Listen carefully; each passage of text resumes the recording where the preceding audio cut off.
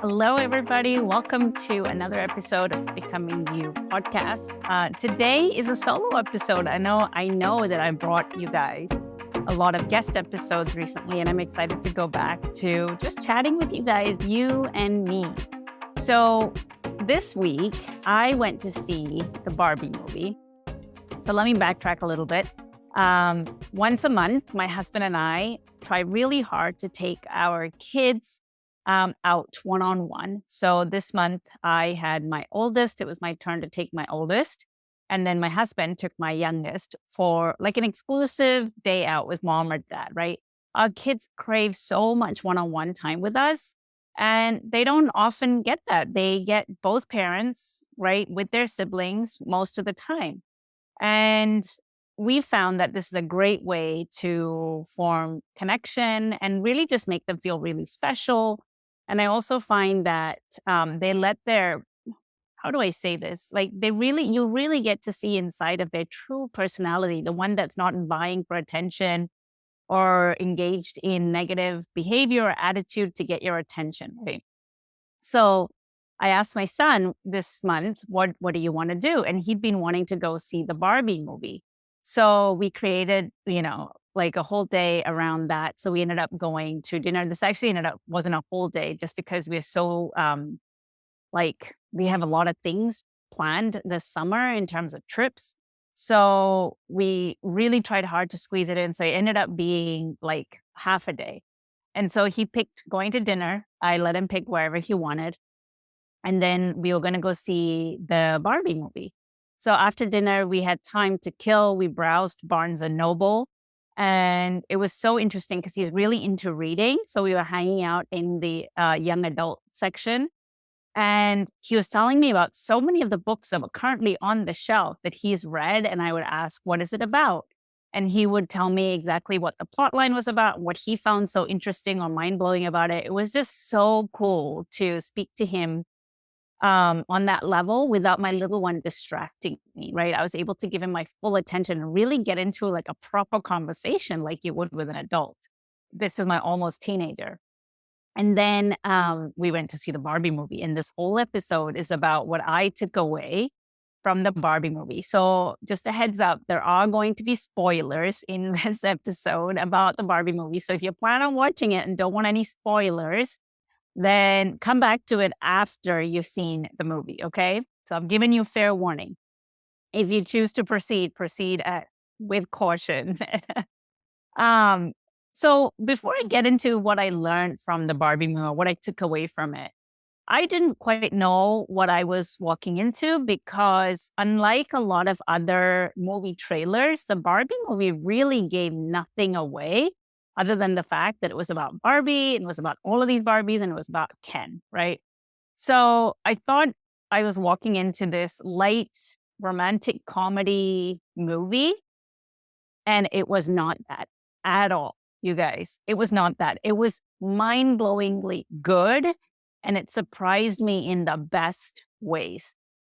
It is really a and satire take on patriarchy and really talking about feminist issues. And so it was interesting taking a 13-year-old boy, and I was really happy that I was able to take my teen boy to see this, even though a lot of the topics might have gone over his head. I was so proud that I took him so that he could be exposed to the very real problems that women face in this world, the inequalities that we face, the fears, the very real fears that we face on a daily basis that men don't have to, the pressures that we carry that men don't have to in this world. And he got like an introduction to that. And we talked about it afterward.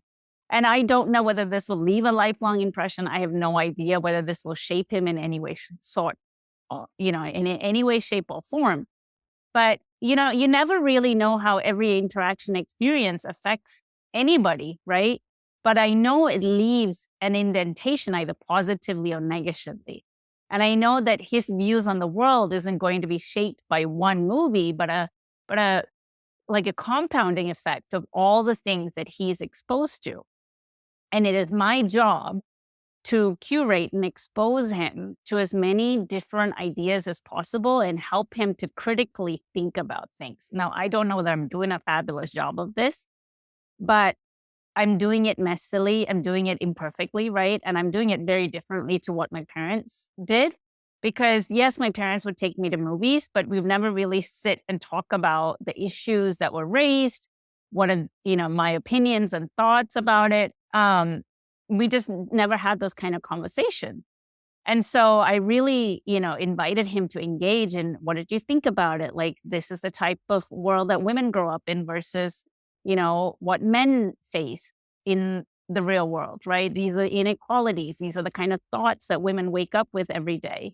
And I really hope that you're going to be an ally to women as opposed to not an ally. And there is an ally in the movie in the name of Alan. And I said, I hope you're going to be one of the Allens that are helping the Barbies restore Barbie Land to what it needs to be and what it was in the beginning of the movie, right? So I cannot go through this podcast episode without having spoilers. So here we go. One of the first things that I took away from the Barbie movie was, Barbie ends up from going from Barbie Land, which is a land where everything is perfect and fine and happy, like you would expect, right? That when we play with dolls. And she ends up in the real world. Okay. And when she goes to the real world, she experiences aging, right? She experiences complex feelings like sadness and anger and frustration and fear and being objectified by men. She experiences all of these feelings. And there's this one point in the movie where she's talking to Weird Barbie, like stereotypical Barbie is talking to Weird Barbie, who's also one of the Barbies in the movie. And Weird Barbie says you have two options, right? Two options is you get to stay in Barbie Land. It's like that scene in The Matrix. You get to take this pill or that pill, wake up to reality or stay like in the Matrix, right? And she offers these two options. And she said, you can go to the real world and fix the tear in the portal, right? Because the real world is starting to mix in with her Barbie world. Or you can continue to stay in Barbie Land and pretend like everything is okay. And over time, you'll be able to ignore like the changes that are creeping in less and less and less. And initially Barbie goes, I want to stay in the Barbie Land because it sounds terrifying to go into the real world. But she ends up going into the real world. And in the real world, she is sitting on a bench next to an old lady who is old, right? Like her hair is gray, her skin is weathered, and there are so many lines. And there is this beautiful moment where Barbie, who's like the epitome of Barbie, right? It's looking perfect. Margot Robbie, who's the lead actress. And they're both looking into each other's eyes. And you see this beautiful moment of where Barbie looks at, oh, this is what it gets to be like, right? And she feels the wind in her hair, on her lips. And she looks around the park she's sitting in and sees people with all kinds of emotions, right? There are people that are arguing. There is a person who's alone looking depressed. And then there are two friends talking and laughing. There are children playing. And she takes in each individual. And there's this moment of just letting it all sink in and her realization of how beautiful life is, even in the pain and the suffering. Right. And at the end of the movie, Barbie gets a choice to stay in Barbie Land or she gets to be real and go back to the real world. And she chooses to go back to the real world. Right. And I truly believe, and in that moment, I was like, of course she chooses to go back to the real world because in Barbie Land, every day is the same, right? Where she wakes up, she's perfect, everything goes perfect, she's happy, happy, happy all the time. And in our minds, when we're going through hard times in life, we are like, I just want to be happy and I don't know how to be happy. And the minute we get to happiness, we're waiting for something to go wrong and for our stomachs to drop and for things to, go off the rails. And, life is always changing. And I have realized this over the last several years is to appreciate the beauty that comes with life being painful and challenging, because that is the only way to live life. There's this line in this goes to the takeaway number two. There's this line in the movie where, Barbie is talking to the person who's been playing with her, right? Who's America Ferrera, is the lead actor, is the actress who plays that role. And America says, that's what life is about. It's about change all the time. Like, you can't predict things. Things don't go the way you want. And Barbie goes, that sounds terrifying, right? And America goes, but that's the whole point. It is terrifying, but that's what makes it so great, right? And I love that. So this is takeaway number two, right? Life is about change all the time. It's terrifying. But if we don't learn to embrace it, then you are constantly fighting against life. You cannot go through life without growth and evolution and change and challenge. We don't have any control in that. We don't have any control over what life throws at us, whether it's challenges or, beautiful, bountiful moments. But the only way to get the most out of life is by feeling life. And so going back to, takeaway number one, which is, we all crave to be happy all the time. But if we were to have that, we would be bored all the time. What we want, what we crave is to feel, right? That's what we're craving. We are craving for specific feelings. And it's not always happiness. We're craving joy and surprise and excitement and passion and purpose and impact. Those are all different feelings. And we put it all under one bucket and we go, I just want to be happy. But what I want to challenge you is to get really specific on, what does happiness look like to me? And to me lately, it's been looking like a lot of blank space in my calendar, right? It's meant slowness. It's meant being really present with my kids. And it's meant being super calm when my kids are not being super calm, right? That's what happiness is meant to me. It's meant connection in all sorts of ways, and diving deeper into self-connection as well as connection with others. And it's meant gardening, right? Things like that. That's what is happiness to me lately. And you're allowed to change your mind on what happiness is for you from season to season. What brought you happiness 6 months ago does not need to bring you happiness now, right? So I always take it back to parenting. How you parented months ago and seemed to have worked might not be working now. And that's because your children are changing, and therefore you as a parent cannot remain the same. You need to evolve as well in order to really embrace the change that your kids are going through. And in order to do that, you have got to get really good at feeling your feelings. Because the thing that we don't like about change is the fact that it's terrifying.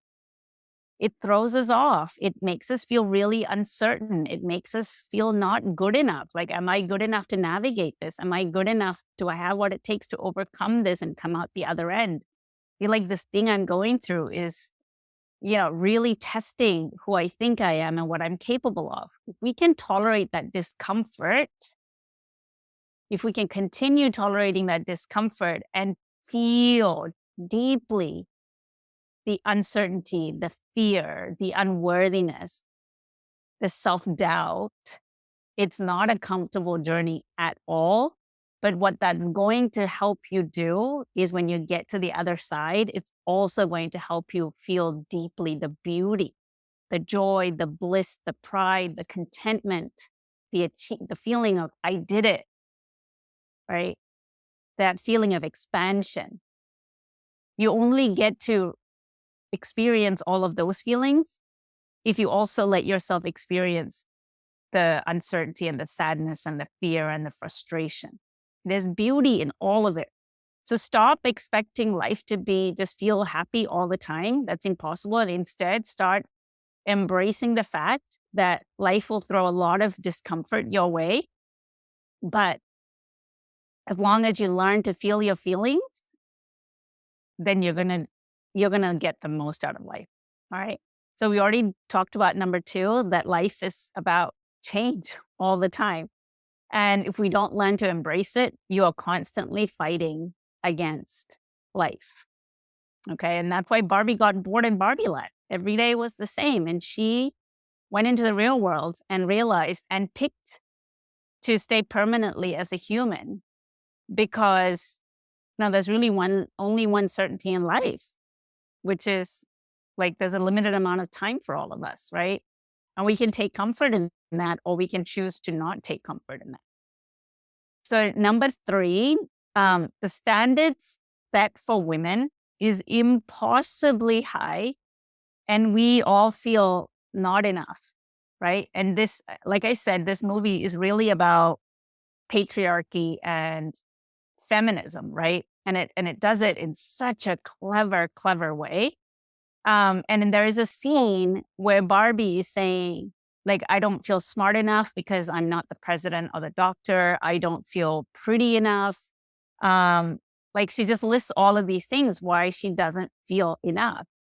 And the real world person who's now come into Barbie land, the owner of that Barbie, says if a doll like Barbie herself doesn't feel good enough, like what chance do we as real women have in the real world, right?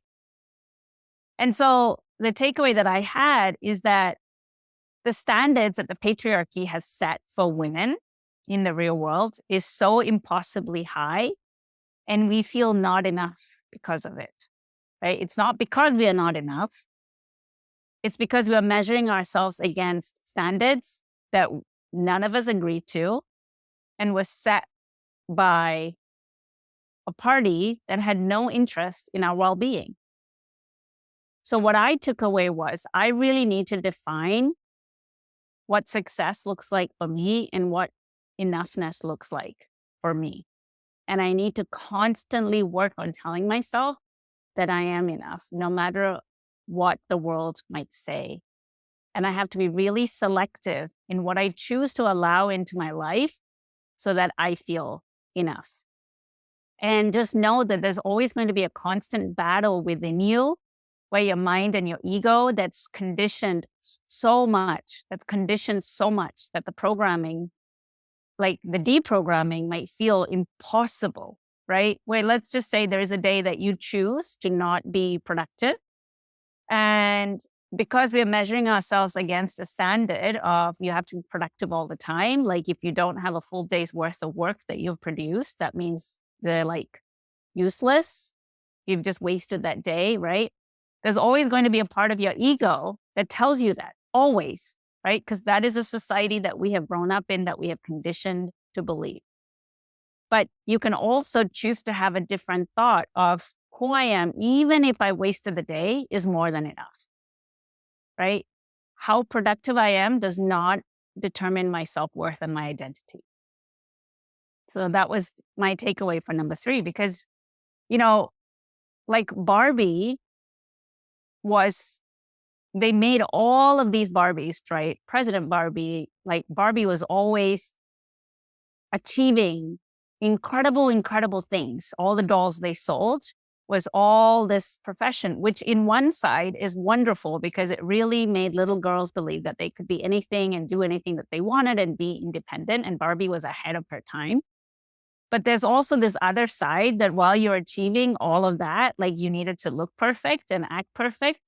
And and that's what really set you apart, was to achieve all of these things. So if you didn't achieve all of these things, then you fell short of the standard of Barbie, right? And so there is this dichotomy in that relationship that you have with this doll. And so we all end up feeling not good enough. Well, I didn't become a doctor. Like I didn't become, a Nobel winning physicist. There are all these Barbie dolls that did all of those things. She was a beauty pageant, right? So if you didn't achieve any of that, then does that by definition mean you are not enough? No. It doesn't mean that. So just be aware of like what kind of pressures that you are setting on yourself about what makes you good enough. And anytime you use evidence to tell yourself that you aren't, just know that that is a lie. So, number 4, it's such an interesting thing that happened in the movie is that Ken actually becomes the villain in the movie, which I never expected. So, Ken and Barbie end up in the real world, and Ken realizes he's exposed to the patriarchy, right? And Ken in Barbie land, all the Kens are just kind of like background noise. They're nice to have, but they are not the Barbies. And Ken gets into the real world and he realizes, oh man, like people pay attention to men. I don't feel threatened or insignificant in any way. Men get all the high powered jobs. Like it's easy to be a man in the real world. And whereas Barbie is getting sexualized, objectified, she actually feels threatened and scared, which she's never felt in Barbie Land. Not that Ken ever did in Barbie Land, right? Ken's weren't the center of attention. That's all their problem was. And Ken gets into the real world and he's like, this is fantastic. I feel important and I feel significant. And so he comes back to Barbie Land and takes away the power of all the Barbies. And he puts all the Barbies into servitude. I think that's the right word, meaning that he programs all the Barbies to start serving the men and to have no real power at all, right? And so obviously the whole movie is about restoring Barbie Land into what it used to be, which is women are in power, everyone is happy, and it's run fairly, right? It's the dream world. And so during the process of, the movie and the characters restoring Barbie Land back to normalcy, Ken says, Ken doesn't exist without Barbie. It's Barbie and Ken. Without Barbie, there is no Ken. And Barbie says, it's time for you to go find out who you are, right? Barbie's just not interested in Ken. She's not defined by Ken, whereas Ken only feels like he exists because Barbie looks at him. And when Barbie doesn't look at him, he feels insignificant. And that's what then has unintended consequences, right? He comes back and he wants to feel powerful. He wants to feel seen. So he takes away, the power of all the women who he blames for not, feeling seen. And it has repercussions. And so Barbie sees him for the first time and she says, I'm sorry for not making you feel like you matter, but I'm not interested in you in that way. And you got to go find your thing. You got to go and you're Ken. And he says, instead of I am Ken, he turns it around and says, Ken is me. Ken is me, not I am Ken. So there's an identity shift, right? We all say, I am something. I am a mom. I am a woman, right? And we are so tied in with our identity that when a challenge comes along and makes us question our identity, we lose ourselves. And when he flips it around and he says, Ken is me, right? I thought that shift was so powerful. Ken is me. It means that Ken is the identity and he is not Ken, right? There's something deeper and bigger than Ken within him. So I started saying that. I was like, Visa is me. Visa is me. And I was like, I love that. I love that. I am not Visa. Visa is me. Right? So that all the stories that I carry gets to be the thing that happened to Visa and I'm separate from the I. Okay.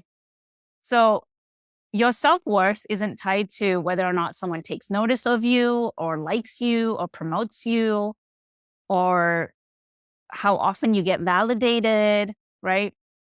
We're all aching to know whether we matter and whether we are of value. And unfortunately, we have been taught to seek it from others. right? And our children are also craving that validation. Do I matter, right? Am I of value? And there are different ways of doing that. Instead of saying, I'm so proud of you, like, great job on those grades or great job on hitting that baseball, those are all external things. Our children want to be seen for who they are inherently, who they were born to be.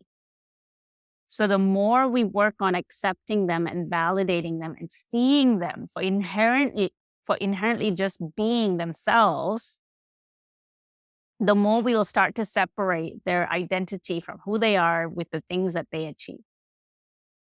So just start saying that sentence to yourself, Visa is me, and see how that shifts your mindset about just how you go about your day-to-day thing. Visa is me. All right. And finally, number 5, the takeaway that I had is that we lose our sense of play so quickly and quicker as women than men do. So if you think about it, um, you know, this is not my own takeaway, but I saw it on a video and it resonated so deeply with me that I wanted to share it with you guys. Um, that if you think about it, men have man caves and they play video games. And I think men get to be a lot more childish for much longer in life than women do. If you think about it, like boys and older boys, teenage boys get to be messy and loud and do horseplay and just be immature for a lot longer in life. And we allow it to happen as parents, as moms, and we think it's normal. Like, yeah, that's just kids. The boys mature much slower than girls do. How many times have you heard that? And so innately, girls start to behave like mature adults much faster than boys do. And this is important because when we lose our sense of play, right, we give away our dolls. Like fun is frivolous, it feels impulsive. And as a South Asian daughter, like you start to take on a lot more responsibilities around the household much faster than boys do, which it conditions you to believe that fun is wasteful, right? And when we are conditioned to believe that, what happens is we get really impatient and judgmental about our kids playing. That's one thing that happens. And unfortunately, that also prohibits us forming a deeper connection with our kids because kids connect through play. And if you find it really difficult to play, we're going to find it really difficult to connect with our kids. And this is something that I breathe and live in day out. I have a really hard time being playful with my kids. Like yesterday, my son came up to me and he goes, let's just have a drawing competition for 20 minutes. And I felt horrified at the thought of drawing for 20 minutes. That's imaginative, normal play for kids. And he wanted us to do portraits. It didn't have to be self-portraits. He was just like, you can draw any face that you want to. And I was done in I'm stretching it. I was done in 10 minutes. And he went for the whole, I think he was doing it for 17, 18 minutes. He goes, what? That's it? You're done so fast? He goes, add more details. And I was like, okay. And I really had to force and will myself to be present and enjoy that activity, even though it felt like nails on a chalkboard for me, because there was no structure. It was just open play. And I was like, draw anything that you want. It sounds like a nightmare to me. I'm like, give me some boundaries. What am I working with here, right? But he was just enjoying it. He was literally drawing on a blank canvas with no instructions, and he was having so much fun. And so I know as a child that, play was not never encouraged, but it was not actively encouraged, right? Of course, if I went to play, I got super messy and I played in dirt all the time. That was my favorite way to play. And I knew as a girl, it was not appropriate behavior. Always in the back of my mind, I was like, this is not how girls behave, but I really wanted to do it. And it was never encouraged. Like I never ever heard my mother or my dad say, yeah, get dirty. That's awesome. Isn't it so much fun? And they never came out and played with me either, right? So I always preface all of this by saying I had the most wonderful, loving parents. I always feel like I'm being disloyal to them when I share these kind of snippets. But just reflecting back, right? My parents did the very best that they could and they gave me everything and they still continue to give me everything. And I am so grateful for the parents that I have. But raising my own children, I also have discernment and I can look back and look at, gaps in my growing up and what I want to do differently now with my children. I don't use it as a way to criticize or judge the way my parents parented. Instead, I look back and draw the lessons that I can and look at what can I do differently or what would I want to do differently with my own kids, right? So one of the things that was never encouraged is active, fun play. It was like the faster you mature, the better was the message we got. And so if you have a hard time playing with your kids, this is the reason why. Because in your head, being serious is better than fun. Fun is not safe. So part of the hard time that you have with relating to your kids is fun gets on your nerves. When they are having unstructured play and they're just having fun, it annoys the crap out of you. And so it's not about stopping your kids from having fun. It's about noticing the frustration and the feelings that arise when your kids are having fun and ask yourself, why does this irritate me so much? Why am I judging them when I could be using this as a way to connect with my kids? And how can I invite more play in my life? Where can I invite more play in my life? So that is my 5 takeaways from watching the Barbie movie. It is mind blowing. I loved it. And I feel like I need to watch it a couple more times to really dig even deeper into a lot of the messaging that was there in the movie. That was so cleverly done. I would love to hear from you on if you watched the Barbie movie and what you thought about it. And secondly, I want to invite you to book a free one-on-one call with me right now. And what I promise you at the end of this call is that you're going to walk away with a 3-step action plan on getting some changes and wins in your relationship and dynamics with your children right away, right? It's called a grounded parent call. And we're going to dig deep into what is going on currently in your family dynamics, what is working, what is not working, what are the changes you want to see. And then based on what you share with me, I'm going to give you 3 tangible, actionable things that you can start to apply in your life right away. And you're going to see some changes. You are going to see some changes and wins right away. If that's something that you want, click the link in either the email that you received for this podcast episode or in the show notes. And I will be so excited to chat with you. It'll be a 1-hour, amazing, value-packed call. All right. I love you guys so much. Take care.